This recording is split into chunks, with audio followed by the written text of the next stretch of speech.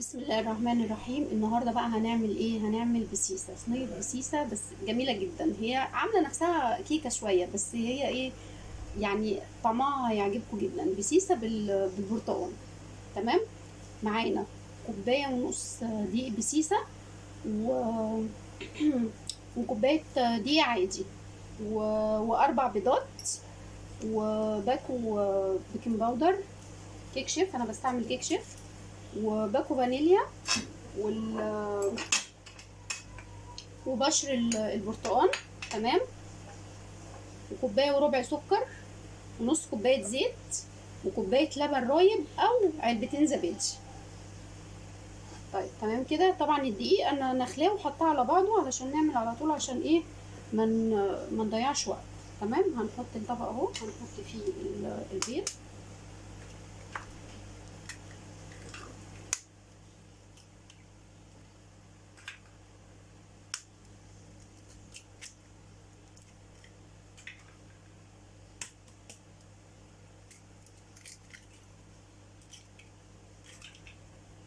مش عارفه في حاجه نزلت مع البيض لسه جدا. ماشي. تمام. هنحط عليه باكل فانيليا. انا حاطه باكل فانيليا واحد علشان انا كده كده هحط بشر البرتقال، بس برضو انا ايه، ريحه البيض بتبقى مضايقاني شويه، فبرضو لازم احط فانيليا. الاول هنديها ضربه بسيطه كده،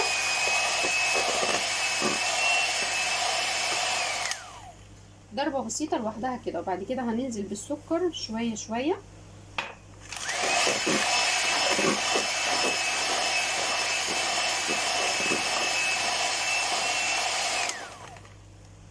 هنفضل ننزل بالسكر شويه شويه لحد لما يدوب معانا خالص مع البيض ويعمل فوم. بس ايه، انا يعني قلت اقول لكم كده قبل ما اشغل، علشان انا مش عايزه افصل تاني، عايزه افضل مشغله المضرب عشان صوته، بس ما بيعمل على صوتي مش بتبقوا سامعين.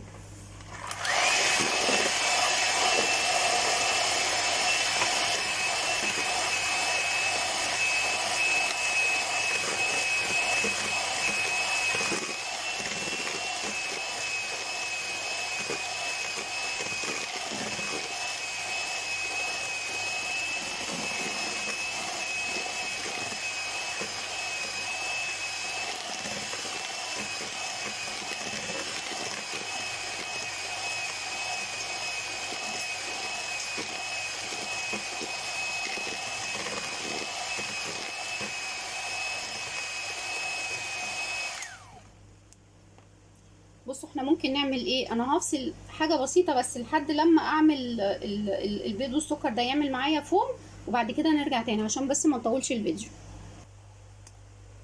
رجعنا تاني. احنا ضربنا البيض والسكر اهو. هنعمل ايه، هننزل بزيت سرسوب بسيط خالص. تمام. ونضرب على خفيف، لان المفروض اول لما بننزل السوائل مش بنضرب كتير. تمام.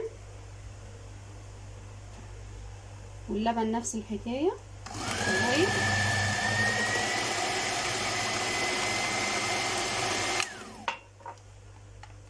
هنعمل ايه كمان؟ بصوا بقى، في حركه كده انا بحبها. عموما انا بحب الالوان يعني، احط لون اصفر نقطتين كده 3.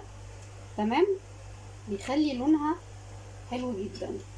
ونحط بشر البرتقال. نحط، ممكن نكتفي بمعلقتين كفايه.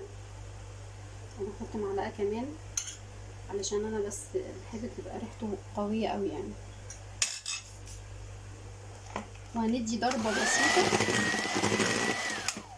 بس كده.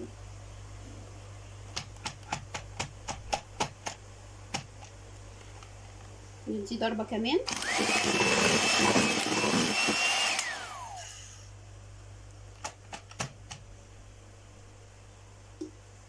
في بقى حركه كمان.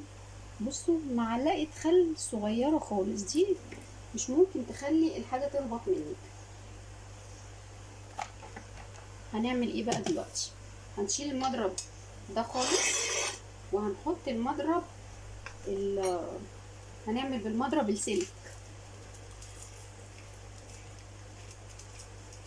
احط بس الكيك شيف على الدقيق. ونقلبه كويس.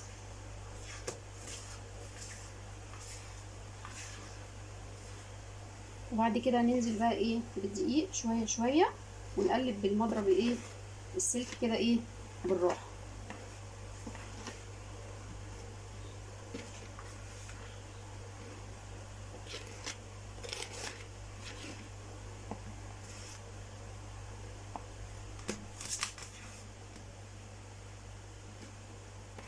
كل لما يختفوا شويه اللي احنا قلبناهم نحط ايه، نحط غيرهم. دي طبعا ده احنا نخلينه كذا مره علشان يخش له هوا، عشان لما نيجي نعمل البسيسه يعني تطلع ايه في هوا كتير، فتطلع عاليه مش مكتومه. خلاص احنا خلصنا كده الدقيق كله، ده اخر حاجه. هنقلبها بس تقليبه كده تمام لحد لما تبقى تمام كده وكله متقلب في قلب بعضه. وبعد كده نحطها في الصينيه وندخلها الفرن.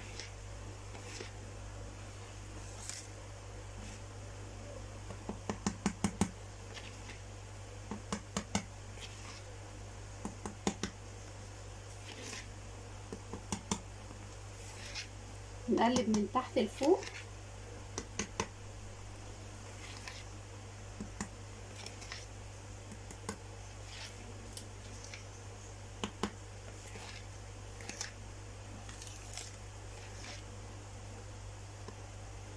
مش عارفه ليه انا عايزه احط لون تاني كده عشان لونها يبقى اقوى.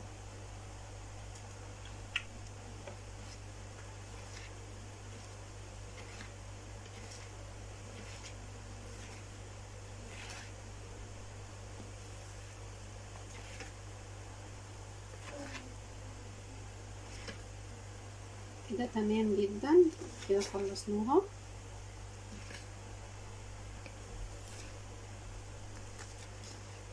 كمان بقى لونها جميل اوي لما حطينا اللون تاني. نجيب بقى صينيه مدهونه زيت او سمنه وعليها رشه دقيق. اوكي، ونبتدي بقى ايه نصب البسيسه او البسيسه اللي عامله نفسها كيكه. هي مش بسيسه قوي يعني قد ما هي ايه، يعني تحس انها جايبه من طعم الاتنين، من طعم البسيسه ومن طعم الكيكه. ودي بتبقى احلى اكتر للناس بقى اللي هي ملهاش تقل على البسيسه، يعني بيحبوها جدا. دايما الناس اللي ملهاش تقل على البسيسه يحبوا النوع ده اللي هو ايه مدي شويه على كيكه. نفصل بقى شويه على لما ندخل الفرن ونطلعها واوريها لكم شكلها عامل ايه.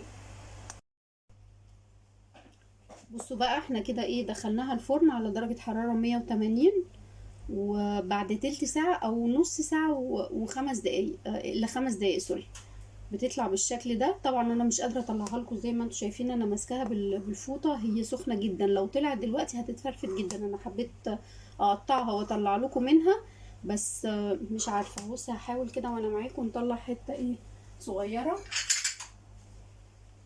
عايزاكم بس ايه تشوفوها وتشوفوا لونها شكله عامل ازاي. هي شكلها تحفة طبعا. احاول اطلع لكم حته كده يا رب بس ايه نعرف نطلع.